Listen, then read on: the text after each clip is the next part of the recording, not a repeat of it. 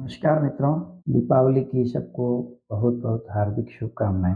दीपोत्सव का यह पर्व अपने राष्ट्र के लिए, सनातन धर्म के लिए, हम सब के लिए बहुत अच्छा, श्रेष्ठ और उन्नत रहे। आप सबको बहुत बहुत शुभकामनाएं। अपन अभी नारी शक्ति पर कुछ समय से इस वीडियो के माध्यम से, इस लिंक के माध्यम से बातचीत कर रहे हैं। इसी श्रृंखला में मेवाड़ की एक नारी, उसकी कथा आज हम कहेंगे, जिन्होंने अपने युद्धरत पति को, वह युद्ध से विमुख नहीं हो जाए, युद्ध में उसका मन कहीं घर में अटका नहीं रह जाए, अपनी पूरी क्षमता से, वीरत्व से वह युद्ध करे, मोह पाश भंग करके युद्ध करे, इसके लिए स्वयं अपने हाथों से अपना सिर काट कर दे दिया। ऐसी नारियां अपने इतिहास में है। फिर भी हम किताबों में पढ़ते हैं कि भारत में नारियों की दशा ठीक नहीं थी। वस्तुतः इतनी श्रेष्ठ नारियों की बातों को, इन श्रेष्ठ नारियों के इतिहास को नई पीढ़ी तक पहुंचाना चाहिए, यह हमारा कर्तव्य है। ऐसा सोचकर यह श्रृंखला हम ले रहे हैं। मेवाड़ राज्य में किशनगढ़ ठिकाने में किशनगढ़ की राजकुमारी थी रूपमती। उससे विवाह करने के लिए औरंगजेब किशनगढ़ जा रहा था। रानी रूपमती कृष्ण भक्त थी, दृढ़ आस्थावान थी। वे नहीं चाहती थी कि किसी मुस्लिम से मेरा विवाह हो। उन्होंने महाराणा राज सिंह जी को एक पत्र लिखा। उस पत्र में यह लिखा कि मैं मन, वचन और कर्म से आपको अपना पति स्वीकार कर चुकी हूँ। उधर म्लेच्छ औरंगजेब बड़ी सेना लेकर के और मुझसे जबरन विवाह के लिए यहाँ आ रहा है। अगर आप कुछ नहीं करते और वह आता है तो मुझे जोहर जैसा कृत्य करना पड़ेगा, क्योंकि मैं मन से आपको अपना पति वरण कर चुकी। महाराणा राज सिंह जी ने सलुम्बर ठिकाने के सामंत रतन सिंह जी चुंडावत को अपने सैनिकों को लेकर के अजमेर कूच करने का आदेश दिया कि किसी भी तरह से औरंगजेब को अजमेर में रोके रखना है, तब तक मैं रानी रूपमती से विवाह कर लूंगा। जब यह संदेश सलुम्बर ठिकाने के सरदार रतन सिंह जी के पास पहुंचा तो उनके विवाह को कुल जमा 7 दिन हुए थे। उनका विवाह बूंदी के शासक शत्रुशाल हाड़ा की पुत्री साले कंवर के साथ हुआ था। हाड़ी रानी साले कंवर के हाथों की मेहंदी भी नहीं सूखी थी। ठीक प्रकार से दोनों पति पत्नी का मिलन भी नहीं हो पाया कि युद्ध की पाती उनके पास पहुंच गई। राव रतन सिंह जी बहादुर थे।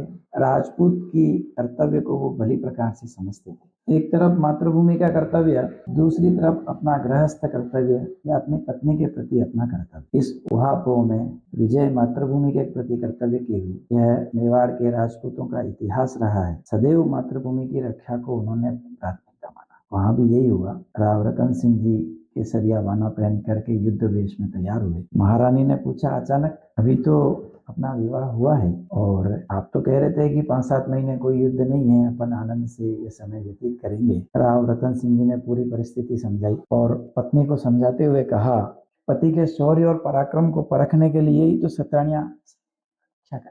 आज आप रक्षा का दिन पूरा हो गया। मुझे युद्ध में प्रस्थान करने के लिए ससम्मान सानंद विदा करिए। सरदार रतन सिंह जी ने कहा कि आप मुझे हंसते हंसते विदा करो, पता नहीं इसके बाद हम मिलें अथवा नहीं मिलें। क्योंकि वो मनी मन ये बात समझते थे, कहाँ औरंगजेब की भारी भरकम सेना, कहाँ हमारी छोटी सैनिक टुकड़ी, तो वापिस आने का संभावना बहुत कम है। इस सारे वार्तालाप में यद्यपि रतन सिंह जी ऊपर से बहुत सहज और सरल दिख रहे थे, किंतु भीतर ही भीतर उनके मन में यह था कि मेरी इस अर्धांगिनी का क्या होगा। एक तरफ देश प्रेम, दूसरी तरफ पत्नी का मोह। यह उनकी पत्नी हाड़ी रानी से छिपा नहीं रहा। आखिर स्त्रियां मन की बात जानने में बहुत तेज होती हैं, उनसे मन की बात छिपी नहीं रह सकती। हाड़ी रानी ने पति की जीत के लिए, मातृभूमि की रक्षा के लिए अपने मोह की बलि दे दी। उसने रानी ने अपने पति से कहा, स्वामी ठहरिए, मैं अभी आरती का थाल सजा कर लाती हूँ। हाड़ी रानी ने पति के माथे पर टीका लगाया, आरती उतारी, फिर पति से कहा, मैं धन्य हो गई। ऐसा वीर पति पाकर और अपना यह 7 जन्मों जन्मों तक रहेगा। राव रतन सिंह युद्ध के लिए प्रस्थान तो कर गए, पर उनका मन पीछे रह गया। बार बार वे पत्नी की चिंता में व्यथित रहे और सोचते रहे कि उसका क्या होगा। आधे रास्ते से उन्होंने एक हरकारा संदेश देकर भिजवाया, मैं शीघ्र ही लौट आऊंगा, चिंता मत करना।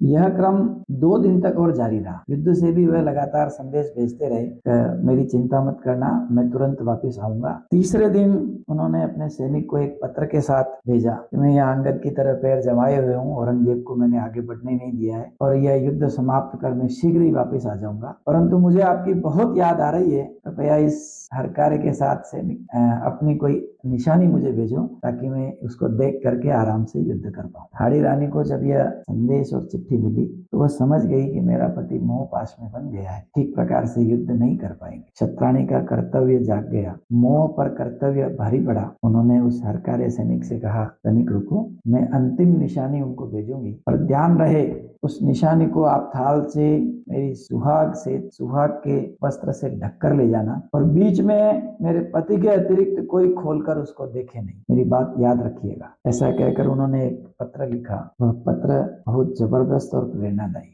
हम सबके लिए। हाड़ी रानी ने पत्र में लिखा, प्रिय, मैं तुम्हें अपनी अंतिम निशानी भेज रही हूँ। मैं तुम्हारे मोह के सभी बंधनों को तोड़ रही हूँ। अब तुम मन लगाकर अपने क्षत्रिय धर्म का पालन करो। अगले जन्म में हम शीघ्र ही मिलेंगे। अलविदा। युद्ध में विजय प्राप्त करना। यह पत्र हरकारे को देख करके हाड़ी रानी ने तलवार से स्वयं अपने हाथ से अपना सिर अलग कर दिया।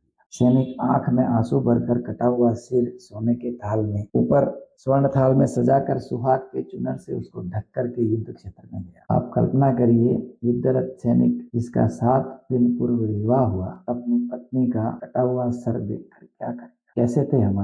कैसी थी हमारे मेवाड़ की स्त्री। कटा सिर देख करके राव रतन सिंह हतप्रभ रह गए। उन्हें समझ आ गया कि मेरे मोह की बड़ी जबरदस्त सजा मेरे पति। उन्होंने उस पत्नी के कटे सिर के केश 2 भागों में करके अपने गर्दन में बांधा। सिर उनके गले में माला की तरह लटक गया और उसी दशा में उन्होंने भीषण युद्ध औरंगजेब की सेना से किया और इतिहास गवाह है, उस युद्ध में बहुत छोटी टुकड़ी से औरंगजेब की विराट सेना मार गई। और दूसरी तरफ महाराणा राज सिंह जी ने किशनगढ़ की राजकुमारी चारुमती जी से पैरे कर विवाह संपूर्ण किया। इस प्रकार से एक स्त्री के सतीत्व की रक्षा हुई और इस रक्षा के लिए दूसरी स्त्री ने अपने हाथ से अपना सर काटकर अपने पति को भेंट दिया। कितने अद्भुत लोग थे हमारे पूर्वज। अपने मान बिंदुओं की, अपने स्वत्व की रक्षा के लिए शरीर को बिल्कुल तुच्छ समझने वाले अपने पूर्वज थे। इतिहास के ऐसे और प्रेरणादायी प्रसंग लेकर हम आपके मध्य आते रहेंगे। मैं पुष्कर नारायणिया, वात्सल्य संस्थान चित्तौड़गढ़ से। राम राम।